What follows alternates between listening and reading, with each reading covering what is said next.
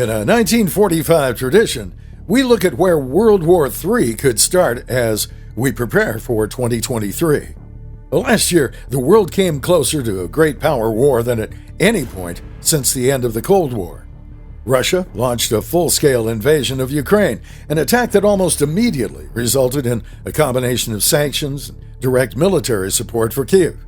By early spring, the United States and its allies were pursuing policies that would result in the death of Russian soldiers, the destruction of Russian military equipment, and the long-term degradation of the Russian economy.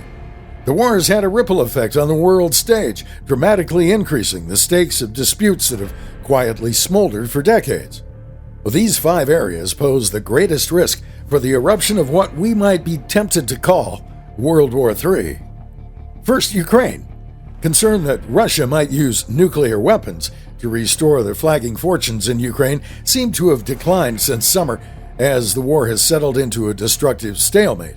However, escalation remains a concern. Russia's inability to make progress may threaten the stability of the Putin government, inclining Moscow to contemplate dangerous escalation. Concerns over the ability of Ukraine to continue the war in the long term might force Kyiv to take risky steps of its own to break the stalemate. An expansion of the war to NATO remains unlikely but possible. The Russian use of nuclear weapons remains unthinkable, but not at all impossible. The Biden administration and its allies in Europe have taken extraordinary care with the risks of escalation. But Washington doesn't hold all the cards, and either Kyiv or Moscow might become willing to accept the risk of a wider conflict, a conflict that could develop into World War III. Second, there's Taiwan. Worry about the immediacy of war between Taiwan and China has waned a bit in the past months, in large part because of China's catastrophic COVID experience. However, there is little doubt that cross-strait tensions remain significant.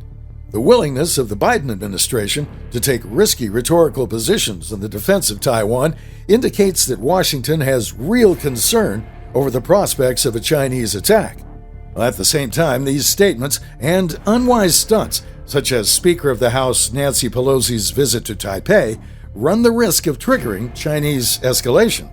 Fortunately, there's good reason to believe that we'll have some warning of war, as was the case along the Ukrainian border. Chinese preparation for conflict would be glaringly visible to everyone concerned. Almost any imaginable conflict, however, would end up including the United States and very likely Japan, and would thus constitute a great power war. There's also Greece and Turkey. Lost in all the discussion of the revitalization of NATO in response to Russia's invasion of Ukraine has been a simmering crisis in the alliance's southern flank. Over the past year, tensions between Greece and Turkey have increased substantially, driven in large part by Turkey's assertive foreign policy turn and by the domestic vulnerability of the Erdogan regime.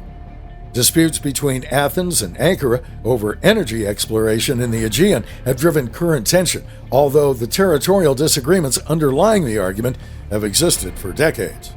While it seems unlikely that a NATO ally would openly attack another NATO ally, past conflicts have brought the two countries up to the brink of war and sometimes slightly beyond, notwithstanding their alliance commitments. Any fight between Turkey and Greece would immediately involve NATO and would almost certainly result in some degree of opportunistic intervention by Russia. There's also the Korean Peninsula. Over the past several months, tensions between Seoul and Pyongyang have grown steadily, with North Korean provocations, often themselves driven by the Kim regime's idiosyncratic and cryptic assessments of the international environment, incurring aggressive rhetorical responses from the South.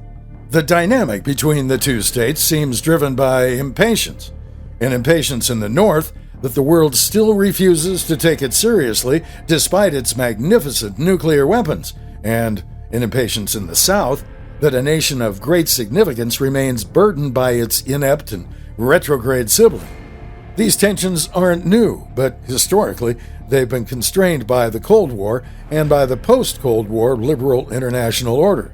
The first is gone, and the second is fraying, to the extent that Pyongyang may feel like it has a moment, and Seoul may struggle to find the patience to tolerate the antics of its neighbor.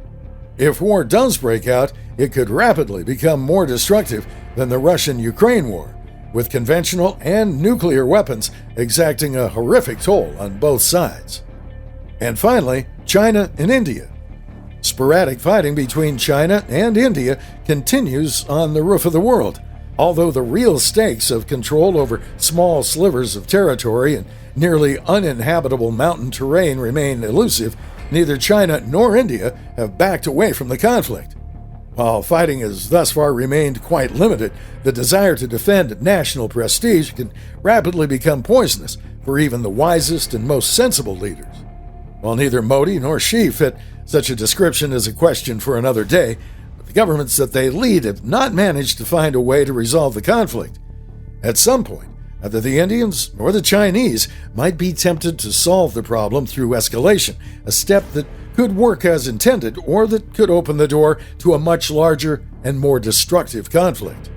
So let's just pray that World War III never happens. It remains unlikely that any of these disputes would develop into a global conflict, although the Ukraine war already has some aspects of a great power war. Russia's invasion of Ukraine has, if nothing else, demonstrated that major wars can still happen, despite the best efforts of the international community. Maintaining peace requires careful statesmanship.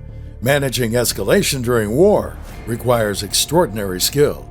Let's all hope that the leaders of the world's great powers will take care over the coming year, with the vast stockpiles of weapons that they control.